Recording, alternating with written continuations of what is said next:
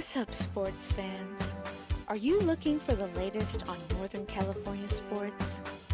Then take a trip out west with me, your host, Gina G, on Reppin' the NorCal Sports, right here on IE Sports Radio, your direct feed for all that is sports. I'll be bringing it to you all the way live every Monday at 3 p.m. Pacific, 6 p.m. Eastern. And it's always a packed show. I'll bring you everything Dynastic 49ers, the bite of the San Jose Sharks, torture of the San Francisco Giants, the Golden State Warriors that we still believe. Then take you across the bay to the rise and grind of the Oakland A's. I've got you covered on college ball from the Cal Bears to the Stanford Cardinal, so that no matter what, reppin' the NorCal Sports is always reppin' the Bay. So if you bleed red and gold, or you're looking to keep an eye out west in them thar hills, don't miss me, Gina G, on reppin' the NorCal Sports. Catch me every Monday at 3 p.m. Pacific, 6 p.m. Eastern, and I'll have your fandom repped harder than a trio of defenders guarding Stephen Curry before his buzzer beater is Gucci.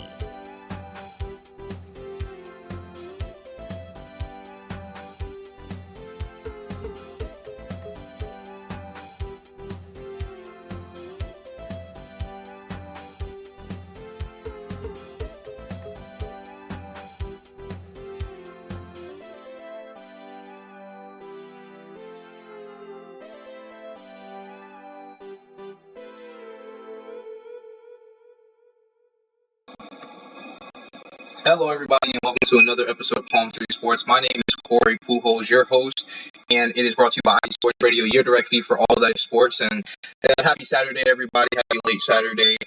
We got a couple of things to get into today, and we're going to go ahead and start with college football. Since it would be normally college football Saturday, not really for us. Bears got the ball game. Miami did not get a ball game. Knowles got a ball game, so we're going to cover those things. Basically, the light's going to be on the Gators and the Knowles. Unfortunately, there's not much to report out of Miami. They're just going to have to focus on the offseason, of course, to get better. They're going to have to use the transfer portal because the transfer portal, I think, set a record for the most players over the weekend that had ever chosen to enter the transfer portal. So there's going to be a ton of talent moving from, east to west, north to south, all over the place. There's going to be a lot to pay attention to there. So Miami's going to have to win there. They're going to have to recruit well in the offseason. They're going to have to put a game plan together, and I mean quick, because they finished the season with zero identity. Okay, they started the season kind of shaky, but there was always a possibility, and then it just seems like they just lost their spirit completely and didn't know how to coach. The coaching wasn't good. The playing wasn't good. Therefore, we know where they stand. We know what's going to, kind of become of them. So I'm going to, leave with that off the top. But the rest of college football is a little bit more exciting to talk about, and that's what we're going to go ahead and get into today. So we'll go ahead and start with the Gators, of course. That's going to be pretty much, normal, I would suppose. And, with all things considered, I love my Florida Gators, but there's a lot going on, of course. As you guys would imagine, there's going to be some players leaving the University of Florida, heading to the transfer portal as well. You can't stop it, of course. Everybody has an opinion, and they're entitled to play where they want to play and get their education where they want to get their education. So, of course, good luck to those guys. And, of course, there's also going to be some guys who are going to be going to the draft. So I'm going to separate that part from what the Gators are going to be doing next year, okay? Because I have an opinion, a very strong opinion on players leaving for the draft, specifically early for the draft. All right. So first things first, Gators finished the season 6-6. All right, they got a ball game. It's against the Oregon State. Are those the Beavers? I think is that team. I can't remember off the top of my head, but I believe that's their mascot. And they played a good season, had a good season this year. They went 9-3. So that's a pretty strong record for out west, at least you could say. And so that game is going to be played on December 17th. That's a Saturday, okay? And they're going to be playing December 17th at 2:30, okay? Okay, cool. They are the Beavers. Excellent. So that's what I like to hear. They're also ranked 17th, okay? So, and with that being said, a ranked team, I think, is where we would like to finish the season with respect to the name, right? Obviously, the Florida Gators. It would suck to have to play I don't want to say a lesser talented team, but a team that doesn't have the ability to recruit on the level that Florida does. That's basically where I change the threshold between what, schools I think are good. Because, for instance, look at TCU, right? People will be quick to say, oh, they're in a lesser division. No, I wouldn't say they're in a lesser division. They're just in a division that doesn't require as much recruiting or high-level recruiting to win at a high level, right? Versus like Texas, Oklahoma, where you're expecting these teams to go, one loss, if not undefeated seasons every other season. And then obviously, if you live there, you're kind of expecting every season. You always think there's a chance. And as a Gator, I believe that. So, with that being said, I can't wait to see how that game plays out. It should be a good game. Florida State was 9-3. Or finished the season 9-3. That was a good game against Florida. So it was maybe the best game of the season when you look at the perspective of play for play, right? Like when you look at a boxing match, you say, oh, what was the best knockout? What was the best, in this case, what was the best overall game? And it looked like that was probably it, especially for the Gators, being able to keep up with a team that was just had been improving this entire year the way they have. So, and I'll get into a little bit more of that in a second. But back to the Gators, with the transfer portal and the players graduating and then players going to the NFL, that means also that there will be other players to get a chance to start, which means Jack Miller, all right, the transfer from Ohio State, for those who did not know, is going to be starting the game against the Oregon State Beavers. Okay, so we're going to get a chance to look at him and see exactly how he does. I think he's going to play the entire game. I don't think there's a choice. I think there's maybe one other quarterback that's on the Gators roster, but he is a redshirt freshman, if I'm not mistaken. Like he's been wet behind the ears, to say the least, in terms of the playbook and production. So I think that this will be a great chance for Jack to show what he's been able to do. I wouldn't be surprised if he comes in and plays good football. I hope that he does come in and play good football, but we do have two really great running backs that we're going to probably try to lean on. I don't think Osiris Torrence is playing in the ball game, as he is, I believe he's actually graduating and going to the NFL, so he's about to become a very special, productive interior offensive lineman for a very lucky team. I can only hope and pray that somehow the Buccaneers get him because they're in drastic need of such a player and he's top of the line, to say the least. You watch this guy play ball, you say, wow, this guy really knows how to play his position. And that's what you say when you see him play ball.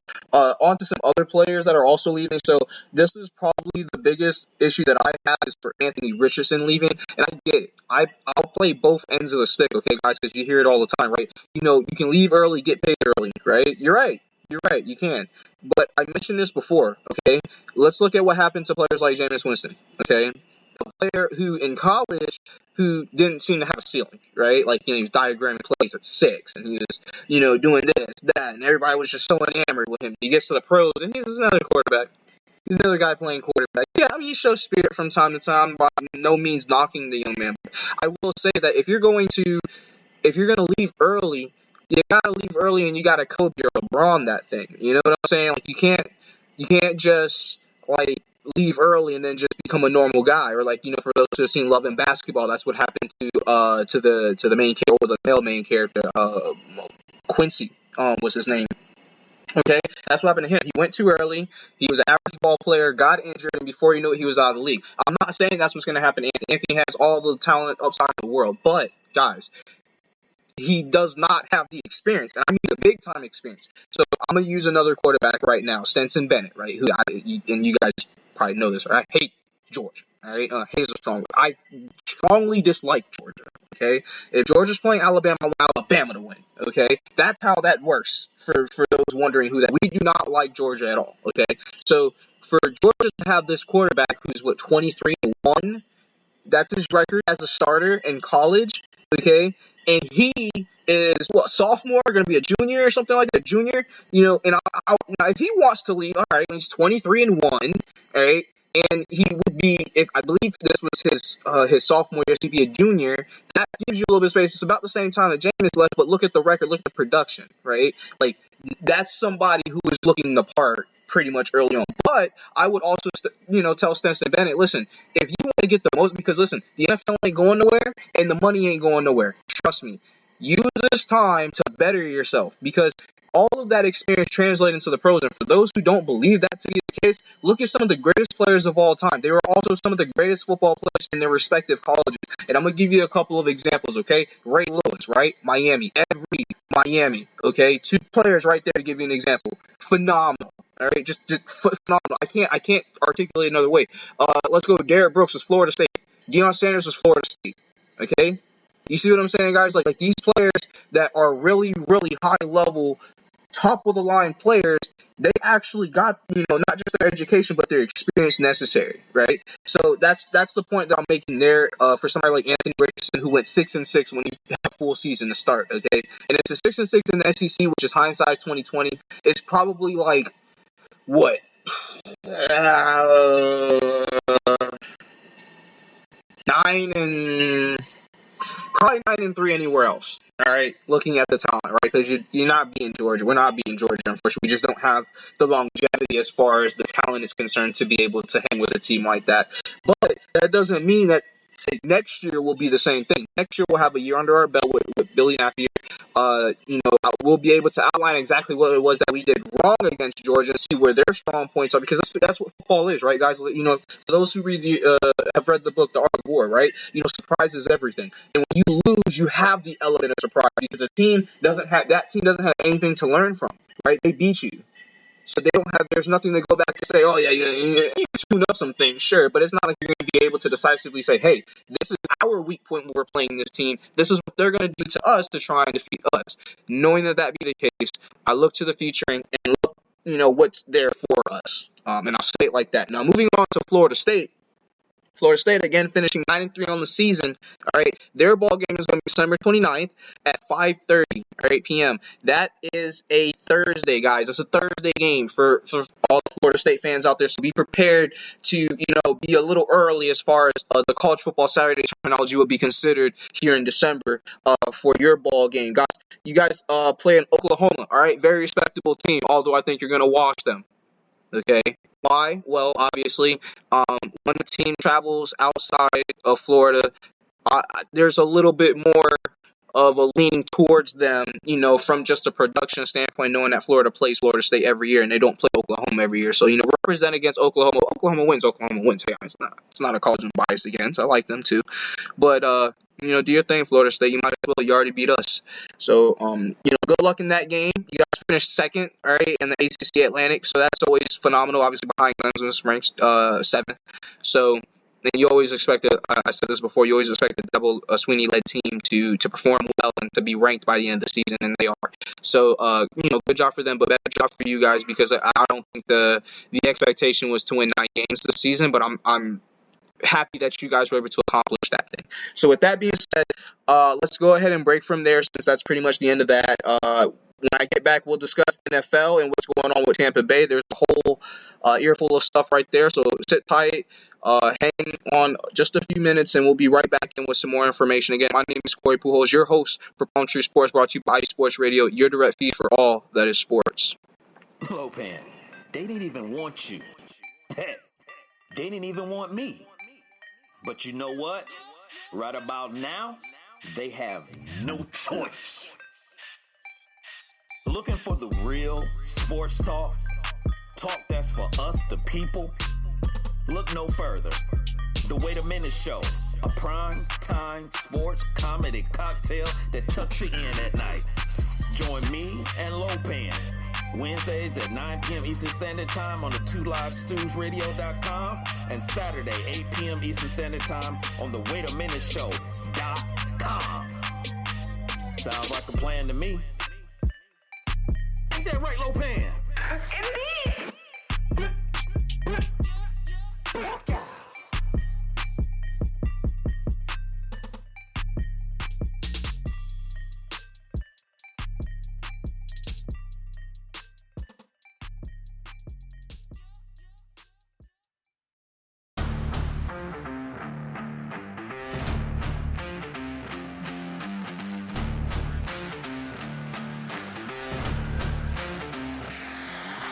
What's good, fight fans? It's your boy, Marcus Los Great, here to give you what you want.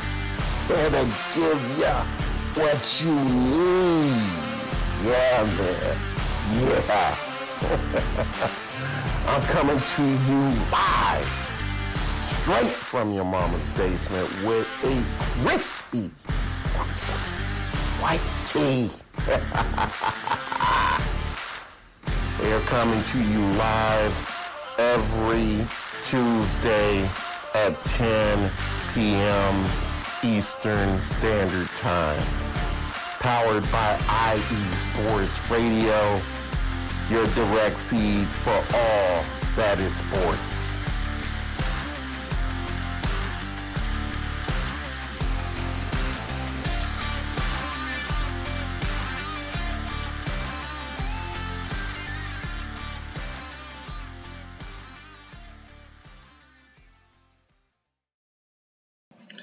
All right, everybody, welcome back to this episode of Palm Tree Sports, brought to you by iSports Radio, your direct feed for all that is sports. And guys, as we're going to go ahead and dive into this NFL bit here, I want to send a quick shout out to my mom and dad for celebrating 29 years together this past November, end of November. I'm blessed to say that I have wonderful parents. I love my parents to death. They are both huge Buccaneer and Gator fans. For my mom, more so the Bucs. She likes the blue and orange, but she stays with the NFL for the most part. But I just want to send a shout out to them because I love my parents and I want to say thank you to them for everything they've done for me, including support me on my channel here and with Dad listening right now. So thank you guys. Now on to the NFL bit, right? So Buccaneers are. It's funny, right? Because with everything that's going on in the NFL, you're like, how is Tom Brady still the talk of the town? Like, how is it Tampa Bay is still the talk of the town? How did that happen, right? They're 6-6, middle of the road. Looking like those Seattle Seahawks all those years ago. Y'all remember Beastquake Part 1, when Marshawn Lynch had that run against the Saints in the playoffs and every Tampa Bay fan was just jumping out of their seats like, yo, go Marshawn, go! And he throws, was it Jenkins to the ground, I think it was, and everybody's like, yeah, throw him on the ground, man. So that was one of those great moments, right? So we're feeling like that team, right? Because they made the playoffs at 7-9 that year, I think it was, winning their division. So, hey, 6-6 never looks so good. We're going to say that first and foremost. Secondly, with Tom being Tom, it's so weird because since I saw this post on Twitter, it kind of cracked me up a little bit, but, it's just wild how life works, right? For a man who doesn't seem to need motivation, since his divorce, he's 4-1, all right, guys? So, whoa, that guy's different, I'm saying? Like, one might be saying that what's going on the outside might be affecting what's going on, right, on the inside, and maybe it's not. Maybe it's kind of quite the opposite, where it's just a lot of pressure, and what do pressures make? Diamonds. We'll use Dustin Diamond Poirier, for example, right? This guy has fought a who's who. He, in my opinion, because of his production, has to be considered as a top 5 lightweight at all time, just because of look at his body of work. When I'm using that terminology here, but to also describe Tom Brady, right? This guy comes from a different team, a different system, a different, basically, football culture, right? Comes down here, ignites a fire that we haven't seen in 20 years. That's the first thing. Secondly, somehow he finds a way to do exactly what he did this last game, okay, against the Saints. Not to mention, the Saints are usually and have been his kryptonite throughout his Buccaneer career here with us, in what seems like an eternity for us basic Tampa Bay fans. Us who have been here since, back in the day. And we can remember losing to the Saints, when Aaron Stecker returned a kickoff for a touchdown with like 19 seconds to go or something like that back in the day. It's heartbreaking situations like that, right? And you get Tom, and he comes in, and for 55 minutes, Tampa Bay is hung out to dry. Now, I'm saying that to say this. In the history, I've been a pretty good judge at when to turn the game off, right? But since Tom has come to Tampa, because I followed him before he was in Tampa, I can't turn the game off until it's over. You know what I'm saying?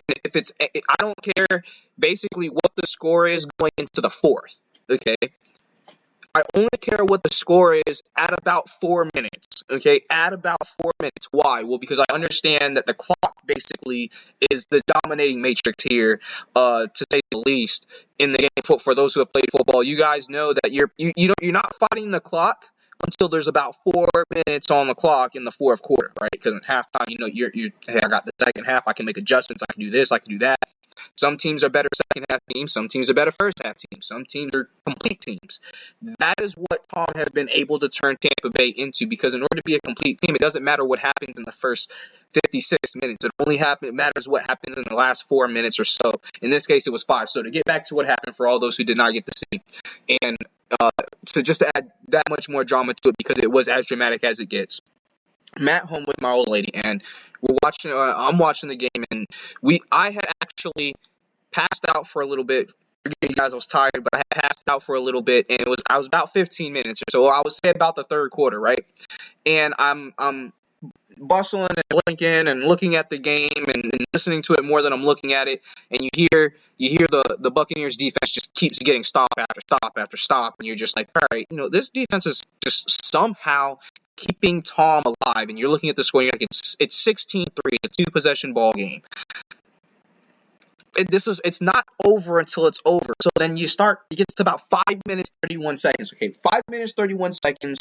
Ole's asleep, son is asleep, everybody is quiet. You can hear a pen drop, right? And then the Bucs get the ball at the 9, and they proceed to just go first down, dramatic fashion almost every single time. They get down, score a touchdown, K. Dalton shows up, baby Gronk in the building, right? So then you listen to Chris Godwin. If anybody heard him on the field, he was mic'd up, and he says, you get a touchdown, get a stop, get a touchdown. We're good. They got the touchdown. He's like, okay, now we get the stop. Well, what do you guys think happened? We got the stop. Carl Nassib, huge, just great play off the edge. I was eyeballing him, and he finally made a play. I won't say finally like he doesn't have production, but in that position, he was kind of dominating his area, pushing the pocket for those who were watching. So, you love to see that kind of thing, but more importantly than that, you love to see him get home, which he did. Force it to the 3-and-out, got to punt the ball, get the ball back. All of a sudden, Todd Bowles is looking like a genius for keeping field position on his side of the field, or on his side of the ball, to be, as far as the positioning is concerned, my apologies, on the field. And they get the ball, they go right back down, and you think that, after the penalty, I believe it was, that you're like, oh, dang it, man, this isn't good, like something bad's going to happen, and then boom, 3 seconds to go, the strike, Rachaad White, receiving touchdown, end zone. It's exactly what you like to see, all right, especially in times like that. So that was one heck of a comeback. It was as dramatic as it gets when it's happening. I'm like, probably like, hey, wake up, he's doing the thing. Tom, he's doing the thing. And, so it was just a wonderful experience. It never gets old. When I tell you it never gets old, it's from the concept of, like, back in the day before we had Tom, I would get anxious. And with Jameis, with all due respect, and he's most likely going to throw a pick. And it's like, I can't experience that with Tom right now. And you see what Tom does, and he does it just like he did against the Rams, and he does it again, pulls it out from way, way, way under. So anyway, that was just a huge highlight. Took a little extra second because it really was that dramatic. And it's also Tom's tie-breaking fourth-quarter comeback and game-winning drive, which he was tied with Peyton Manning for 44 all-time, now has 45 in sole possession of that record, and also was the greatest regular season comeback for him in the fourth quarter. My apologies, from a personal standpoint, so that includes his time with New England. Again, basically no time remaining. It was 5 minutes, 31 seconds on the clock, basically right there at that 4 minute mark to be able to produce 2 touchdowns. They were able to do that. So that's just phenomenal work on that side by the team. Now, with that being said, we're going to move on to what transpired shortly after that. For those who do not know, the Buccaneers waived Jalen Darden. There's a lot of people who find that to be surprising. Just a quick 2 cents on that. There's a couple of reasons. If you look at his stats, he seems to be a good return man. If you watch him play football, guys, for anybody who's played football, if you're afraid of contact, you can't play the game. That's the principle with Jalen Darden. He is afraid of contact. I'm sorry if he could hear me saying this. Maybe he might feel some type of way. I'm sorry. I got to call a spade, bro. I'm a tiny guy. I'm not afraid of contact. That's the difference. And you have to understand your balance. You have to get lower than the other guy. When you can complete those 2 things, you're almost always going to win the battle. But if you don't understand how to do that, if you don't understand how to lower your center of gravity to make yourself harder to hit and harder to wrap up, then you just don't understand football like you, Poppy. That's the only thing I can tell you about that. Again, anybody who's played football is definitely going to understand that concept, and that's why you see different level of rushers. Somebody like Adrian Peterson, he was such a violent runner. You know why? Because he lowered his center of gravity, he squared his shoulders, and he dared anybody to go head up with him, just like Derrick Henry does. But as a result, look what you get out of it. That's two of the best running backs we've seen in the last 20 years, period, the end. I can't knock it. The proof is in the pudding. So that's what happened with Jalen Darden. His production basically didn't stem outside of returning the ball, and we have a couple other guys that could do that. To say the least, Scotty Miller, Rashad White, Leonard Fournette, for those who do not know, did return kicks in college and actually had, I think, 1 or 2 return for touchdowns. So we have players that can actually get that job done. Moving on to the production, as far as now that we've lost some areas, how do we bounce back from those areas? Well, KJ Britt is now being taken off of IR, so that's big for Tampa Bay. He is one of our best special teams players. He's also a very good role-playing linebacker, so he's back in from IR. Devin Tompkins finally getting raised up from the practice squad to starting. This guy had a ton of catches in the preseason that were just great snags that made us raise our eyebrows and really hoped that he would become something. He's finally getting his chance. Can't wait to see what happens with him. As far as the injuries for the game that's coming up, which is what we're going to wrap up on Tampa Bay, is that upcoming game, because it's going to be a big one. There will be no Tristan Wirfs, no Antoine Winfield, and no Mike Edwards. All of those are doubtful, but for the reasons that they're doubtful is the reason why they may not play, of course. Edwards is still dealing with a hamstring. You want that completely healed up, so you don't go right back out there and pull it, yank it again. We saw that happen with Mike Evans, so you definitely want to guard against that. Worse for the injury that he had a couple of weeks back. That was just hard to look at, but we're happy that he's doing well. If anybody caught that at the end of the Bucs game, when they beat the Saints, Tristan Wirfs was actually there and picked up Tom Brady. So it was a good sight to see him still be able to stand and put power on his leg. For those who didn't catch that, Edwards is battling. What was his injury?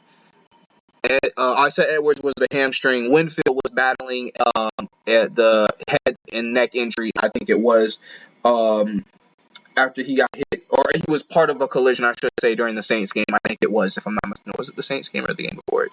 Might have been the game before that, actually.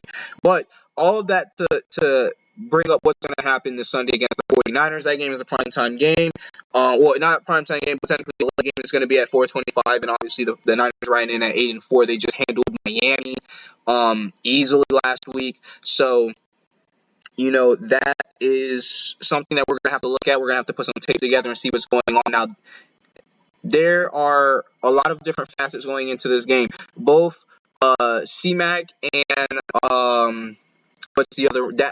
Debo are questionable, if I'm not mistaken, for the game. They're both battling light injuries, but still nonetheless nagging things that could be potentially hazardous come playoff time. So I wouldn't be surprised if they sit. If they don't sit, they have the guts. But understand also that if you're battling a nag, during the playoffs, we've seen it happen time and time again where players, it happens. So they got to be careful, but nonetheless for us, hopefully that means we'll be able to get some production on the defensive side of the ball. Maybe get some turnovers. We're battling against a young quarterback that seems to have some poise, but we also have a very great defensive caller on our side as well. With that being said, it's going to be a battle of basically wisdom and knowledge and experience and that young fire heart at quarterback that they're going to have. I believe the kid's name is Prudy, Prudy, I believe it was. And he was able to lead the Niners to a win last week, like I said, against the Dolphins. So that in itself is a monumental win for himself specifically, and also for the team. So they're sitting at 8-4. We're at 6-6. Should be a very good ball game. Don't be surprised, guys. The Bucs come out and play really good football. Okay, they haven't played good football. And when I mean good football, I'm talking about like if you guys saw the last 2 years, that kind of football. Okay, they haven't played that level in a minute. So hopefully we'll be able to get some of that coming back. Let's go ahead and move on quickly to the Dolphins. There's not going to be as much for the Jags, unfortunately, but we're going to go ahead and get started with the Dolphins. The Dolphins, as we were just talking about, lost to the 49ers, okay? That game was not a pretty game, 33-17. A bit of a handling, if you will, as you guys imagine by looking at the score. There wasn't really much it wasn't, how can I say it? it wasn't anything to write home about. It was just a domination. You know what I'm saying, guys? Obviously, the 49ers come in, what they want to run the ball, right? Obviously Jimmy G was the original one starting. He broke his foot. Hope he gets better, but you know what this team's going to do. They're going to come in there and run the ball. That's what they did. Easy throws for the quarterback, keep everything consolidated. The simple offense. So, with that being said, I don't know, right, if the Dolphins are... I don't know how they're going to recover from that going against a trap game and going into a trap game against the Chargers, right? I'm calling it a trap game because they're both AFC teams and the Chargers aren't doing specifically well, but they have a quarterback that is capable of doing just about anything at any given time. I would say the same thing for Tua, only we kind of expect him to do well when you have the lead leader in receiving yards and Tyreek Hill. So these things mesh, right? And then they don't mesh. And when they don't mesh, it becomes a question, what happens next, okay? So at 8-4, the Dolphins are second in the AFC East, most competitive division in football at the moment, okay? Why do I say it's the most competitive division? Is because the two teams at the bottom could beat the two teams at the top at any given time. We've seen that already. So I think that obviously if they can win this game and continue to build from there and just kind of put this loss against the 49ers behind, and the 49ers are an NFC team, it's not an AFC team, basically the only way it counts is draw on the record, right? So recenter, refocus, go out, win against an AFC team, okay, and do what you can to wrap up the season in a plus action. I mean, at the end of the day, the Chargers are not the best team. They have a very much so struggling defense, okay? So there's definitely time for them to be able to become, lackadaisical in the tackling, which we've seen. Exactly. They have been banged up all season, absolutely. And, with that being said, you got to take advantage of it, right? You got to take advantage of it. That's all I can say, and I can't beat that dead horse enough. So, good luck to Miami. Hopefully, Tua plays well. I know he's battling a bit of a nag on his ankle. He was having a little bit of issue, and I also think that Tyreek was having a nag as well. But they're both playing. It's hard to confirm that they're going to be playing, barring something crazy happening. But with that being said, good luck to Miami. Get back in the winners' column against the Chargers. Go up to 9-4. Stay with Buffalo. You never know what's going to happen. Any given Sunday is a movie for a reason. All right. So there are a lot of questionables before the game. Those decisions will be made as they're made. Right now, nothing dramatic has been, stated yet, but there are a couple of questionables for Miami going into that game. But I do fully expect Miami to get back on track and beat the Chargers. So good luck to you guys. Moving over into the last bit of the Florida teams in the NFL, which would be the Jacksonville Jaguars, okay? This team right here was a team I had high hopes for, but unfortunately they're not translating on the field to what I thought that they could be in writing, right? Not so much Lawrence being the issue, okay? So Lawrence in the game they just played, right? They just had a blowout loss against the Lions, right? They lost 40-14, okay? I really don't like when teams with all this type of potential and upward ability out there get blown out, all right? 40-14, and then by the Lions are 5-7, guys. They're not the best team, they're not the second best team in their division, okay? So I really feel bad for the Jags, but at the same time, it seems like the same issue I've been talking about week after week was the issue that week and continues to hinder the Jacksonville Jaguars. Will continue to hinder them until it gets addressed. The offensive line and the running backs need to perform better. What does that mean? Guys, Trevor Lawrence went 17 of 31, 179 yards and a touchdown, no picks. It's a very safe performance. It's a very Tom Brady-esque from 2016 performance when he had LeGarrette Blount rushing for like 150 yards and 3 touchdowns every game. Y'all remember that when LeGarrette Blount was like the second best running back in the league? Y'all remember that? That's exactly the point that I'm making, guys. You guys went out and spent all this money in the offseason. I'm going to say this every week, okay? You spent all this money in the offseason. For what? All right? You're 4-8, guys. And I've said this before, my martial arts coach is a Jaguars fan. There's not a lot for him to be excited for this year. Kind of makes me feel bad. Because even though the Bucs are 6-6, I have a lot to be excited for. You see what I'm saying? That's the idea that I've been flirting with, okay? That obviously there's got to be a lot of frustration in Jacksonville due to what's going on with the Jags. And also, I've said this as well a couple of times each in the last few weeks. They got to run the ball better Guys, ETN goes 13 carries for 54 yards. I'm not going to put that completely on him. I know he's a gifted running back. I know he has good vision. I know he can break tackles. What's the problem? Well, if you watch the Jaguars in pass protection, they're doing all right. If you look at them in setting up blocks and setting up lanes, they could use some coaching in that department, to say the least. Okay, guys? That's the part that I'm making. Okay? It's one thing to be able to protect the quarterback. It's another thing to be good as an offensive line unit in general. I'll give you an example. In 1991, the 49ers were down Joe Montana to an elbow injury. Okay? And he was out for the season, which means Steve Young was going to get the start. Steve Young would also get injured and be out 6 games, okay? Meaning that their third string, Steve Bona, would come in and quarterback them. And during those, 6 games, they went 4-2, okay? They missed the playoffs, but they went 10-6. See what I'm saying? If I'm not mistaken, I believe it was 10-6 they went that year.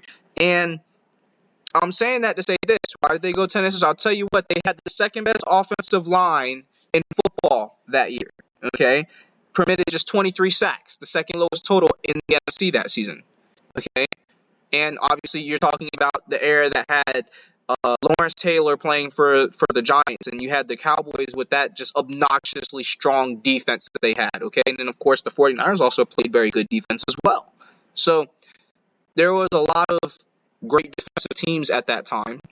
Okay, and an offense that had the original GOAT at that time at quarterback and was out, and then would also go on to lose Steve Young, who had proven that he could win a Super Bowl as well. Just went showing the depth and the coaching that they had in their ability to play well, but also went on to show how good their offensive line was when you look at what they were able to do as far as protecting the quarterback and being able to let him orchestrate the games that they were able to win. The games that they lost were very short games, or very close games, I should say, as well, for those who don't know. So, I said all that to say that they're about to play the Titans.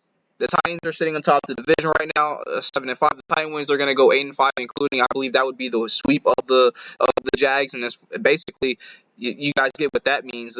Titans win one more division game, and they win the conference, or not the conference, but the division.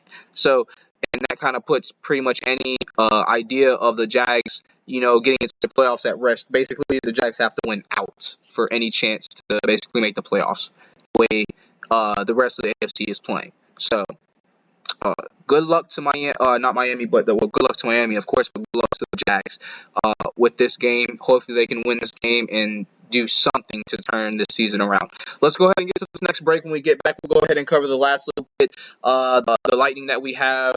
And then, obviously, we'll touch on the NBA and the UFC, since there was an event earlier today, I should say, and it still might actually be going on for those who are interested in watching it. Again, I am your host, Corey Pujols. This is Palm Street Sports, brought to you by iSports Radio, your direct feed for all that is sports.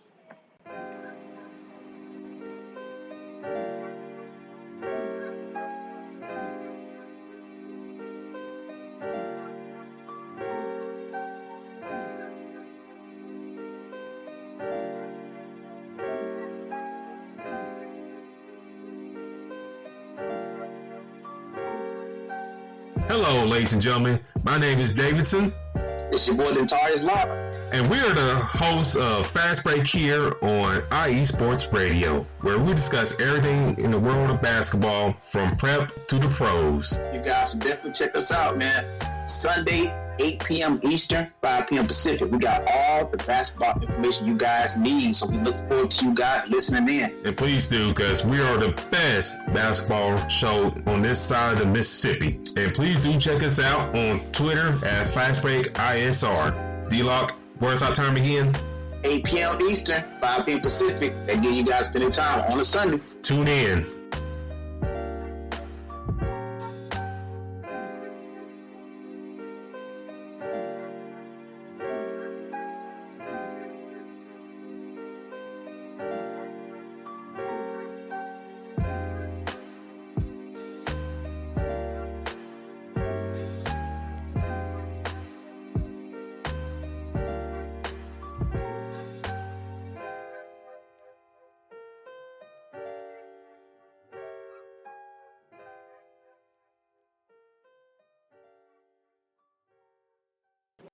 Alrighty, guys. Thank you for hanging in there with me, and we are back with this episode of Palm On True Sports, brought to you by Sports Radio, your direct feed for all the other sports. And guys, we're going to go ahead and talk about the Lightning real quick. Bright spot for Tampa Bay. They are doing very well right now. Let's say that. Let's use that terminology right now. Lightning sitting at 16-9-1, third place in the East. Playing really good defense right now, to say the least, and they're also playing the Panthers right now. And the last time I saw, like I said before, was the end of the first. They were up 1-0. I'm not sure what the score is right now. For anybody who wants to know, go ahead and check it out, and somebody send me a message, let me know. But with that being said, I'm hoping that they can go ahead and win this game, get 17 wins, go from there.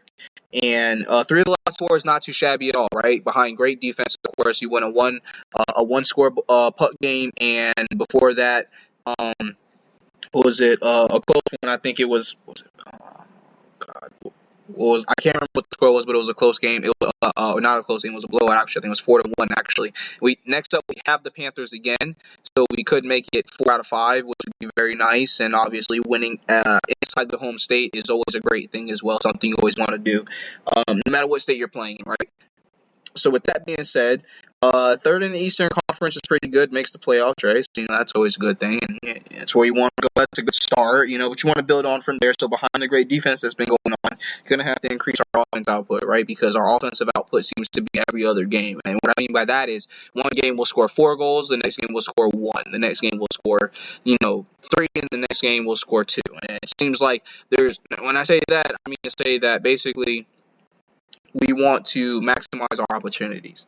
The teams who win, clearly the teams who wins maximize their opportunities, right? The Lightning have won 2 of the last 3. So that's basically, the same spiel I would say you would hear from anybody else about a solid hockey team, a solid team in general who consistently makes the playoffs.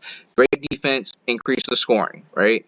The defense is there, just got to increase the scoring. So with those things in mind, and against the Panthers again, just 2 teams that know each other very, very well. I mean, we've played each other.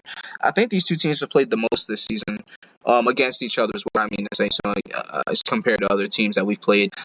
With that being said, also that means they're going to know us even better. They're sitting at 13 and 13-13-4 is their record. 13-10-4 is their record. Okay, a lot of ties in hockey. So I suspect that the Bolts will continue to handle business. I really hope that we can make the playoffs this year and maybe get the one that we lost last year back. That would be a great story to go 3 out of 4. I believe we're already a dynasty, but that would just cement this Lightning team. And what I mean team is as the jurisdiction for the last 4 years would be considered truly one of the greatest to ever do it, right? Because this is just... it's phenomenal to see what they're doing. I love turning over to the channel and seeing them winning a game or seeing them scoring a goal. And just, I can't say it enough, right? Because I live here and I'm biased. So go Bolts, continue with the good work. Very proud of you guys. Very happy to see that they are starting to click on all cylinders and really know who they are as a team and have identified what they can do and how they can do these things to win games, personnel and play call, the whole 9 yards, right? Everything that goes into. I'm very happy with the production. So next up is the NBA, of course, and that means we're going to talk about the Heat. And the Heat, every week, right, come out and say this, they're winning a game or they're losing a game, but they have the talent to do this, that, and the third, and their record they're so much better than their record suggests they are, and yada, yada, yada. They are 12-14. All right, they're playing the Spurs. The Spurs are 7-18. They were beating the Spurs the last time I saw it. I hope they win. They need it. Got to get to 500 and keep going from there. 10th in the East is not going to cut it, guys. For Erik Spoelstra, for Miami in general as a whole, for a city who is accustomed to finding the playoffs, especially in the last 20, 25 years, it's really, really weird to see Miami performing the way they are with the level of talent that they have and the stacked ball club they have. The next game is against the Pacers. Pacers aren't, I'll say this, just like if you're not Boston or Milwaukee right now, I'm like, you're not the best team in the East, not really doing anything super outstanding. So you guys win this game, get 13-14, win the next game, get 500, and just go from there. But you're going to have to rip off some wins, guys. Unfortunately, there's no other way to say it. Got to play better defense. Team just scoring over 100 at will is not a good thing. That's my belief system. Just like in football, you got to score more than 20 points, keep the team from scoring 20 points. In basketball, you got to score over 100 points, keep the other team scoring over 100 points, keep the other team under 100 points. If you're not doing that, you're losing. That's what's happening there in Miami. Same thing's happening in Orlando. So Orlando's not off the hook, and I'm basically going to mesh that into one because of the fact that both these teams are performing the way they are. The Magic are 7-20. All right. Miami has a better shot making the playoffs, of course. We know that they can get their act together, find themselves playing better basketball. The Magic, they still have a lot of shoes to fill. They still have a lot of production. They have a lot of production to basically to create. Actually, I have to use the word create in this case because nobody really expects anything from the Magic, right? They also have to mature though. Their basketball IQ has to continue to rise, which they're doing pretty good. You got a couple of players who are stepping up over there in Orlando, and Wagner actually stepped up in this last game against the Raptors, which they won 113-109, and he had 34. Okay, that was big. That's what you want to see. Gotta go off, man. Gotta feel the flow. Sometimes you learn how to swim by jumping in the pool, right? Not by taking swim lessons. You just jump in, all right? And for some people it works, for some they don't. That's why it's good to have guidance. And guidance is what the Magic needs sorely, right? There's not a lot of veterans on the floor for them. Got a lot of young players. Excuse me, they can't English for a second. A lot of young players there with a lot of potential, and they have to be able to tap into, which means coach is going to have to step up. They're going to have to generate a little bit better knowledge of what they have as far as the players and the talent is concerned to be able to generate the plays and the points that they want to score, and also play better defensively again, because this letting other teams score over 100 not going to be good, because one game you're not going to score over 100 is going to turn 2 games, 3 games, yada yada yada yada yada. So good luck to the Magic. Of course, the Magic have to look to the future. The Magic are going to be playing the Raptors again. So hopefully they can pull off another win, get to 8 wins, have something to build on, and continue to build on, I should say. Team is still developing, right? So they're still developing their poise and their late game heroics and their consistency. So obviously there's going to have to be a lot of time, and that's what we're having is patience for the Magic, and we're going to continue to have that patience again. For Miami, though, the time is urgent, and they have a mix of young players and older players, but a lot of players have been injured over the last 2 seasons for them, and that's also been a hindrance. So they're going to have to get healthy, and be consistent. So that's the main thing for those 2 teams. I would love to see, again, the Magic make the playoffs and their roster, get itself together and get back to, Heat basketball as we know it. But we'll see what happens, guys. We'll see what happens. Good luck to the Magic in their next game against the Raptors, and that'll be the last game against the Raptors for a minute. Last quick tip about what's been going on in the sports world as far as the martial arts is concerned. There was a pay-per-view today. I do not know the results because obviously the pay-per-view started about 4 o'clock. So that it's still going on at the moment. I'll have a look-see at that. For those who were wondering, and if they didn't catch it, Army won 20-17 in double overtime. Congratulations to Army. They were able to beat the midshipmen. Sorry, Dad. My dad was also a candidate Navy. I actually went to United States Army. And so there's a little bit of a little rivalry, tiny little rivalry there, and Army was able to get it. So good job, Army. Good job, Navy, for hanging in. Navy obviously had a chance to win it. And with the college football, anything can happen, right? And that's the one thing that we love the most about college football. So good job to those guys. Hats off to them. Again, the UFC event is probably still going on for anybody who was interested. You got Paddy the Baddy, who's making his pay-per-view debut. Good for him. I don't think he's the best fighter, but he is an exciting fighter. So good for him. And then what's the last bit? Was the light heavyweight championship is also on, or is that an interim championship that they're crowning today? Is that what that was? Anyway, there is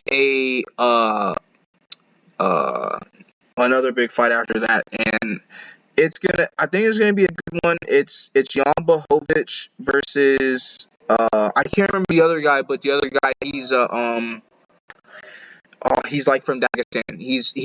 I believe he trained, if he did train with Nurmagomedov and the Eagle and those boys over there. So, they train hard. So it's not going to be an easy fight for either one of those guys, but it should be a great one. So you guys tune in if you guys enjoy the UFC. That'll be a great fight to watch. And again, for those who like Paddy, again, he's debuting tonight. So thank you guys so much for joining me on Palm Tree Sports. Thank you for joining me this Saturday afternoon, Saturday evening. It's been very good to me and my family. It's been very good to South Florida. The weather's great down here, so I'm loving it. So again, thank you guys again. Thank you. Had a wonderful time. We'll be back same time, same place next week. Find me on Twitter at Corey Pujols. We talk all things sports. I'm always there for the conversation. Heavily opinionated over there, but also open to everybody and what anybody has to say, especially when it comes down to what's going on here in the world of sports in Florida. So my name is Corey Pujols. I am your host for Palm Tree Sports. Thank you again. It is brought to you by Sports Radio, your direct feed for all that is sports. And don't forget to check out some of the other channels too. I don't just play those ads for to pass the time. It's also there for those who like to check out those sections out there as well. There's plenty of work out there. So again, thank you for all the support. You guys have a wonderful day. I'll see you next week, same time, same place. Peace.